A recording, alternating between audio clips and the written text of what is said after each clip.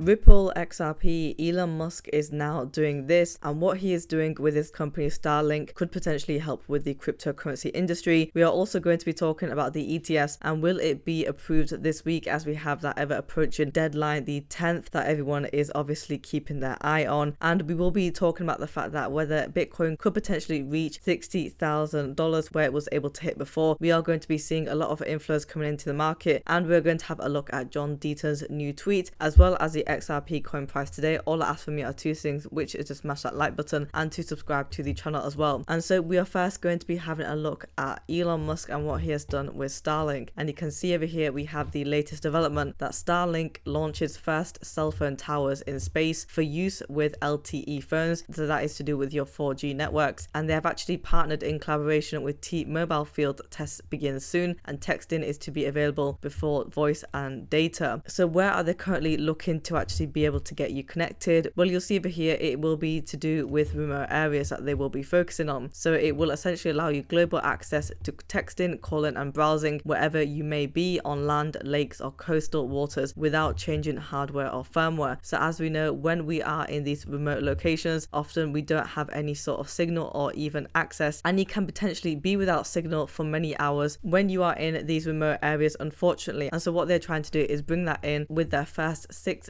Starlink satellites. And I think that this will be game changing, not only for citizens and people like us, but also for people that actually work within coastal waters to enable direct communication, and as well as land such as your big national parks, where I think it will be useful. You'll see over here that the satellites will allow for mobile phone connectivity anywhere on Earth, and it supports 7 MB per beam, and the beams are very big. So while this is a great solution for locations with no cellular connectivity, it is not meaningfully competitive with existing terrestrial cellular networks. So it's good for locations with no cellular connectivity, and one continent that comes in mind is Africa. As we know, we have many countries over there that don't have sufficient cellular connectivity, or if at all, some regions within there actually go without, meaning that they have to do their financial transactions face to face and they're not able to use the internet. So where cryptocurrency comes in place of this is that if those people are able to actually connect to the internet, then they are able to make financial transactions and payments with cryptocurrency on their mobile phone. And so that would be one use case that we could have for it. And as we know, Ripple XRP is also tapped into cross-border payments, and so it would potentially help with that. Now, the text messaging will become available in 2024, and that the voice and data service should be beginning sometime next year. So it's good to see this partnership that we have between Starlink and T-Mobile. Now let's take a look at the ETFs. So we have a post over here from Chad saying, I don't know how to more express this, but when the ETF gets approved tomorrow, a terrifying amount of money is coming for all of crypto. The ETF gets approved, billions flood in this week. You could see a 60k Bitcoin by Friday, the rest of the market follows. So let's just break this down. So tomorrow would be the 9th of January. So I'm not quite sure if we would get the ETFs to be approved tomorrow or if it would be the 10th, but nevertheless we still have 1 or 2 days to go. Now he also makes a prediction that we could see 60k Bitcoin by Friday. Well, we are currently trading at $45,000 for Bitcoin right now, and if its prediction is correct, that would be a massive upside by $15,000 just under 1 week, which to be honest with you, I think is a very bullish case. In my personal opinion, I think that if we do get the Bitcoin spot ETFs approved, and if we get all of them approved, we could potentially see Bitcoin hit $50,000. I think that there will be a lot of money coming into the market. We could see millions, even billions coming into the cryptocurrency market, high volume, high trading, because of all of this speculation. And with it being approved, it essentially gives the green light for all of the institutions to head into Bitcoin. So how much of that could we potentially see? Well, we have Alessandro over here saying that his bet on the amount of inflow that we could see in the first week, so 5 trading days after the Bitcoin ETF launch, is around about 12 to 15 billion inflow. And it sounds a lot, but there will be 11 issuers competing each other, and 11 issuers have $15 trillion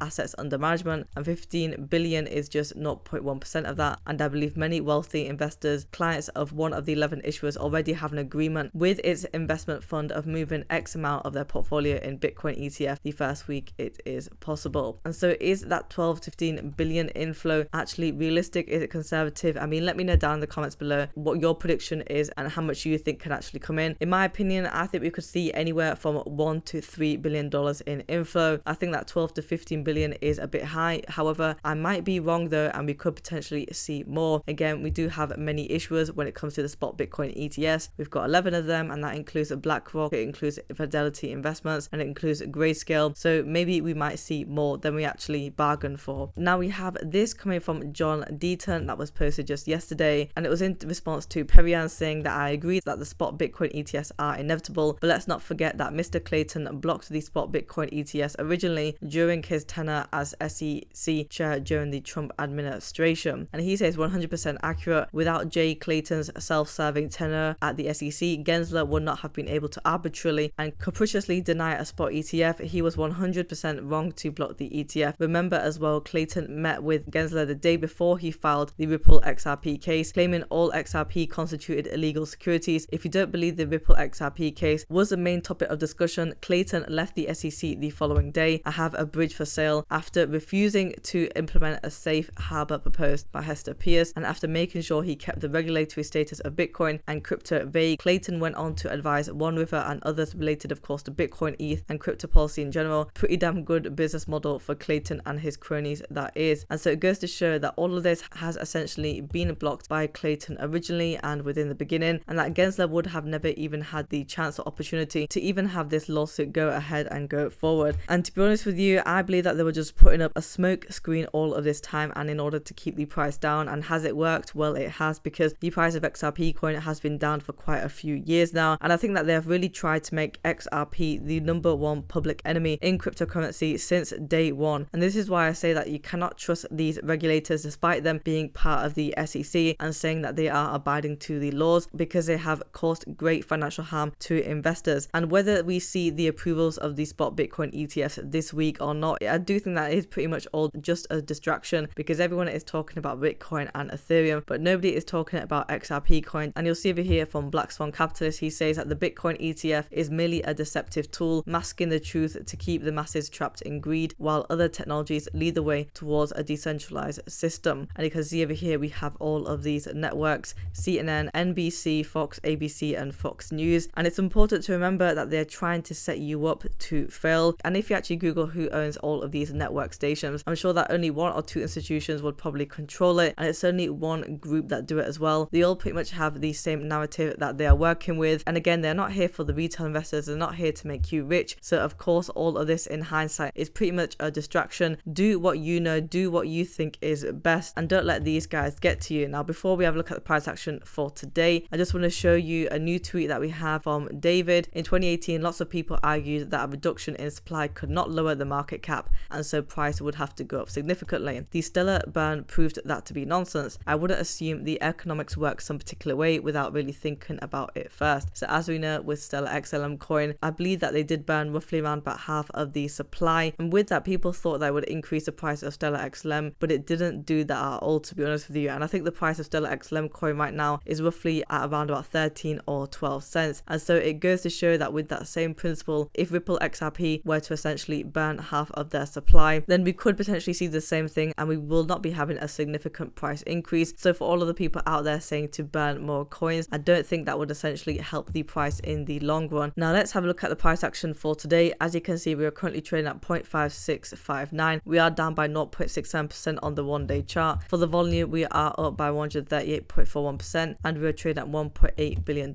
So in the earlier hours of the morning, we were trading at that 57-cent level. The lowest that we have gone to for the day so far was 55 cents, so at 0.5507, and we actually did take another dip today at 0.5532. Now we are currently trading at 56 cents, so we are just below that 57-cent level. On the 7-day chart, we are down by 8.89%. As you can see, we have had a little bit of a spike today to 0.5772. Yesterday we were trading at 57 cents, but you'll see over here that for the past couple of days we have just been pretty much sideways trading, and it seems like as if we could potentially come back down to the 55-cent level.